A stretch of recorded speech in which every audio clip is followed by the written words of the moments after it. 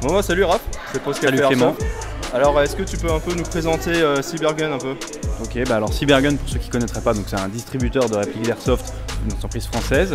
On distribue des répliques de plusieurs licences, donc Glock, Colt, FNR Stahl, Kalachnikov. Donc on a un beau catalogue de licences qui nous permet de développer des produits assez chouettes, donc comme les nouveautés dont on va parler un peu après. Et donc on fait des répliques en 6 mm et en 4.5, donc en airgun, et on distribue dans le monde entier. D'accord, très bien.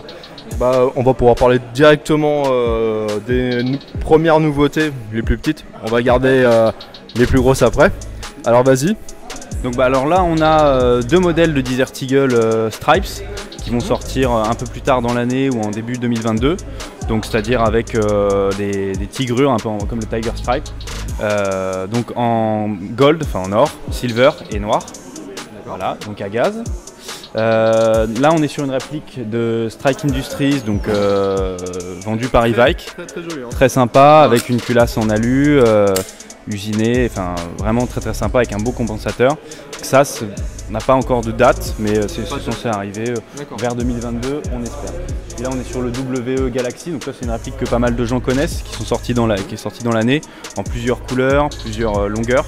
Donc là c'est le modèle Gold avec rail, cache-flamme avec un pas de vis en 14 mm anti-horaire. Donc voilà, sur base Glock, WE. Ah oui, donc c'est vrai, c'est une carcasse de Glock. Voilà, donc WE ils ont un peu mixé Ruger et Glock pour faire un truc. Bon, ça, soit on aime, soit on n'aime pas, mais c'est un design assez original. D'accord. Et enfin, le dernière réplique de poing. Là, un truc très sympa qui va arriver fin d'année pour les 80 ans de Pearl Harbor.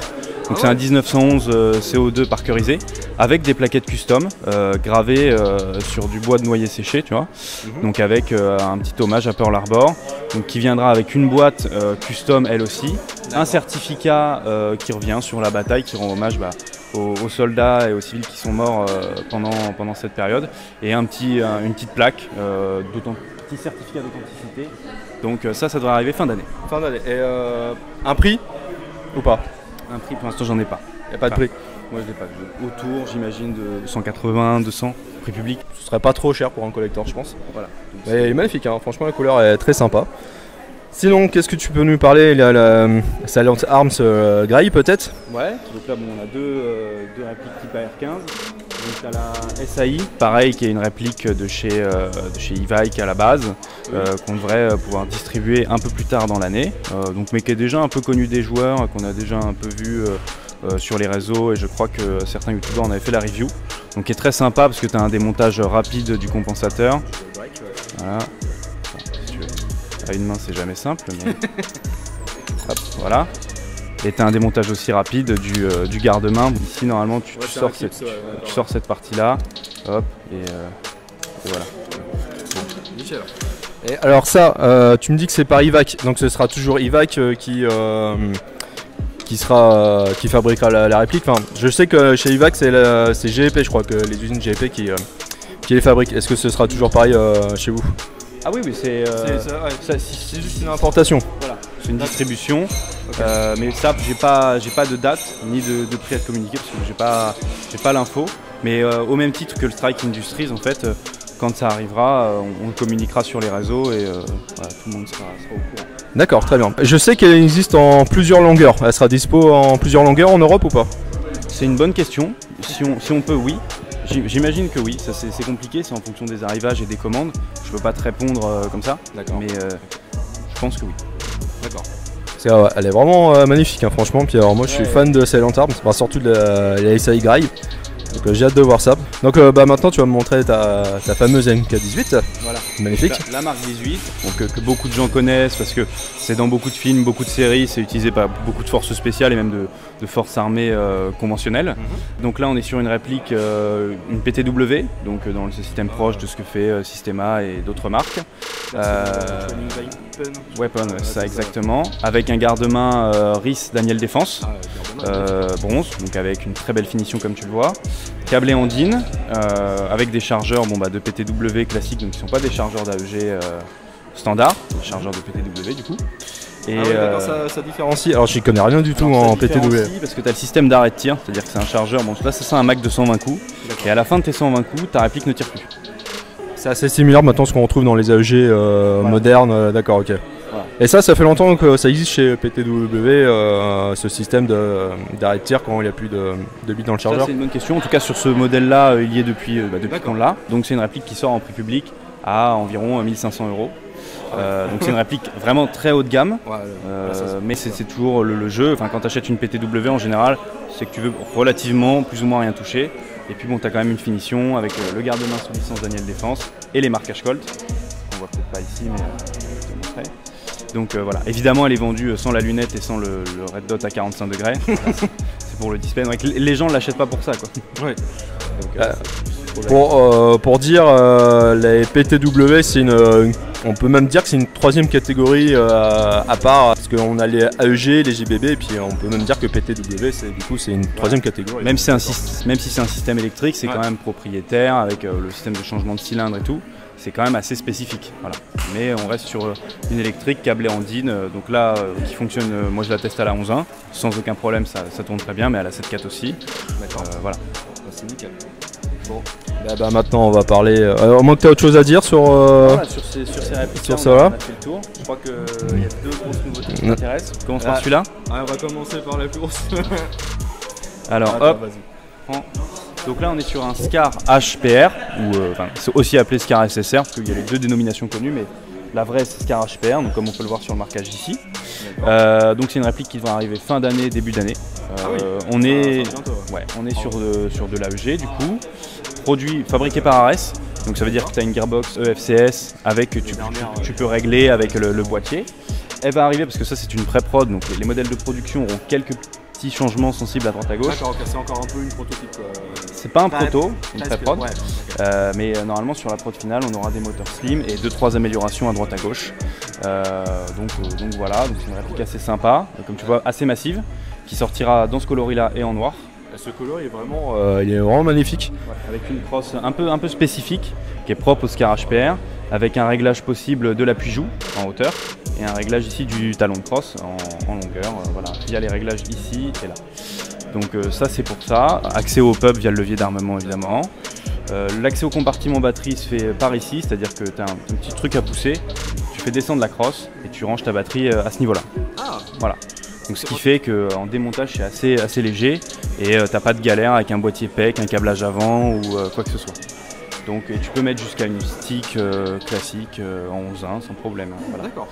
Donc ça c'est pour ça, et puis bon, un chargeur assez classique. Alors Biton, qui est malgré ce qu'on pourrait croire réaliste, c'est-à-dire je vous invite à chercher chargeur de SCAR H Dualtone, et ça existe. D'accord, ok. Donc c'est la première fois que je vois ça. Voilà, parce qu'on était les premiers surpris à se dire mais attendez, c'est pas du tout réaliste, et en fait si, complètement. Donc bon, c'est assez surprenant, mais, bon savoir, okay. Mais voilà, puis de toute façon une fois qu'il est engagé, je vois pas spécialement la différence. Oui.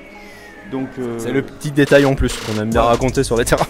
Voilà, exactement. Donc sinon c'est une réplique assez fidèle à l'arme originale sous licence FN. Ouais. Ah oui, alors du coup on n'en parle pas depuis tout à l'heure, mais les répliques que tu nous présentes, elles sont tous sous licence, on est d'accord. Tout est sous licence. Ouais. Les Desert Eagle sous licence Desert Eagle. Même les Desert Eagle. Okay. Tout ici est sous licence. Dans le WE Galaxy, c'est vraiment pour le coup c'est un lanceur. C'est un lanceur aussi. Donc il n'y a pas de licence puisqu'il n'y a pas d'arme originale, mais sinon tout le reste, du Colt 1911 au Silent Arms, là ici on a les marquages Colt, et ici tous les marquages FN Herstal, voilà, qui font partie des licences qu'on distribue de toute façon. Voilà. D'accord, ok, bon bah maintenant on va... La petite grosse nouveauté, celle que j'attends moi depuis X années. On avait parlé un petit peu avant sur Facebook et j'avais bien deviné moi. Donc ça c'est un SCAR SC, donc pour subcompact, toujours sous licence FN Herstal évidemment. Donc là c'est vraiment un PDW, donc c'est quelque chose de très compact, parce que bon, une fois que tu ramènes la crosse on est sur quelque chose de vraiment très court. Toujours fabriqué par Ares, donc gearbox EFCS avec le réglage exactement comme l'autre. C'est la même mais en plus petite quoi. On va dire ça. Ouais. On va dire ça. Donc tu as un levier d'armement coudé qui change un petit peu des SCAR. Il existe aussi en levier d'armement droit, mais on voulait quelque chose de vraiment plus slim si tu veux. Donc effectivement oui, c'est pas pareil sur. Est-ce que c'est ambidex du coup? Toujours interchangeable, tu le dévisses, tu changes de côté. Pareil pour le SCAR HPR. Je pense à mon collègue qui est gaucher. Je suis gaucher également, donc voilà. C'est bien pratique. Donc voilà, avec crosse dépliable sur 3 positions. Hop, tac. Sélecteur de tir ambidextre. Éjection du chargeur ambidextre également. Donc là, on est sur les propriétés des SCAR classiques. mais vraiment sur un subcompact et quelque chose voilà, qui est vraiment très court à porter, à épauler. On va arriver sur parce que l'appareil c'est une pré-prod, sur la prod normalement on aura un moteur slim, donc avec une poignée slim, donc toujours plus réaliste et puis plus compact aussi. Et voilà, réglage du hop-up via la trappe ici d'éjection, en reculant le levier d'armement, avec le ball catch actif si tu veux. Donc, attends, je coince. Hop, tu vois, donc là tu as ton arrêtoir, tu as accès à ton hop-up. Ah, ça a l'air bien, il a assez gros le bloc. Voilà, et après, bien cranté. Ouais. Tu fais revenir ton bolt. Hop, voilà. Oh, sympa. Voilà. Donc, je sais pas si tu as des questions sur la réplique en elle-même. Elle est câblée en DIN. L'accès batterie, exactement même que sur le Scar HPR, c'est-à-dire que tu rentres un petit outil ici. D'accord. Tu viens déchausser la crosse et tu peux mettre une batterie ici. Voilà. Donc, pas vraiment de questions à part une date et un prix, mais je pense que ça va être compliqué de répondre. Ouais. Fin d'année, début d'année. Ouais. On espère aussi, c'est sur les mêmes bandes prod, donc on espère vraiment avoir ce modèle-là, en tout cas celui de chez RS, pour fin 2021, début 2022.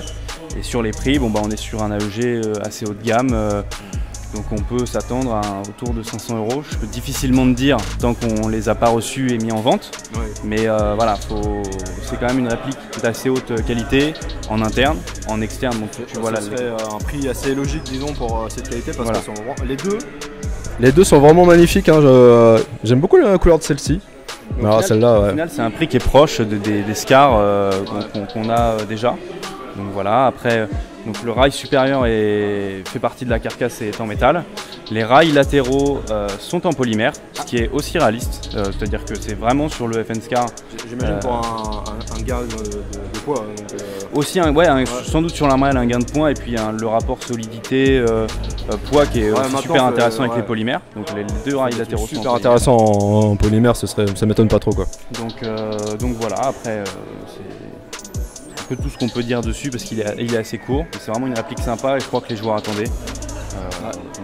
Alors, je vais revenir, parce que tout à l'heure j'ai compris que la mallette, elle allait avec la réplique. J'en ai pas parlé. Oui, parce que quand même, c'est plutôt rare ça se fait de plus en plus maintenant, mais on apprécie vraiment maintenant les répliques qui sont livrées avec les mallettes. Surtout une belle mallette comme ça, franchement. Donc, voilà, la réplique sera livrée avec une mallette, donc qui est celle-ci.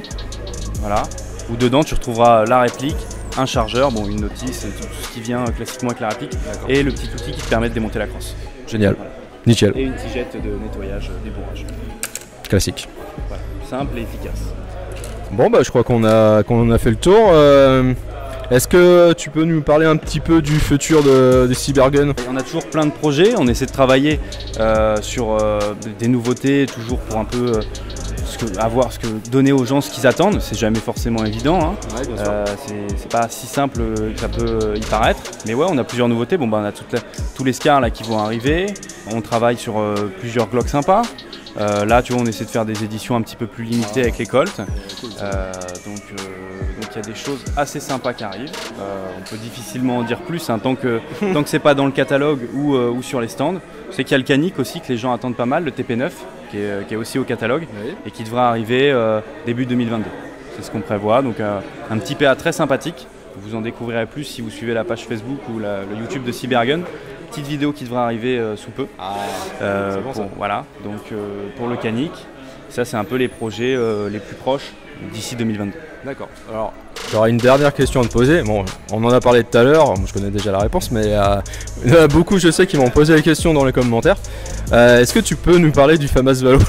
Oui, on peut difficilement en dire plus que ce qu'on en dit depuis quelques temps. Donc c'est un projet qu'on n'a pas oublié, ça peut rassurer les gens, c'est pas disparu, mais c'est comme tout projet quelque chose qui connaît des hauts et des bas. Et donc on travaille toujours dessus, mais pour l'instant rien de plus à dire. Voilà. Mais évidemment, le jour où on a des informations à vous communiquer, on les communiquera. Voilà. On n'est pas donc voilà. Mais on travaille quand même sur plein d'autres choses. Enfin voilà, il n'y a pas qu'une seule réplique chez Cybergun, et on a des équipes qui travaillent sur énormément de projets, dont le FAMAS Valo, mais pas que. D'accord. Bon très bien. Et c'est nickel. Merci de la présentation. Moi j'ai hâte de voir les Scars. Et puis je te souhaite bonne chance sur le tir de vitesse. Merci. Ouais. Merci pour cette chouette interview et d'être passé sur écoute, cool. Super. Et puis j'espère qu'on aura l'occasion de faire quelques reviews sur les futures répliques. Voilà. Ce serait super cool, franchement. Bon voilà. Merci Raph. Merci. Voilà. Salut. Allez.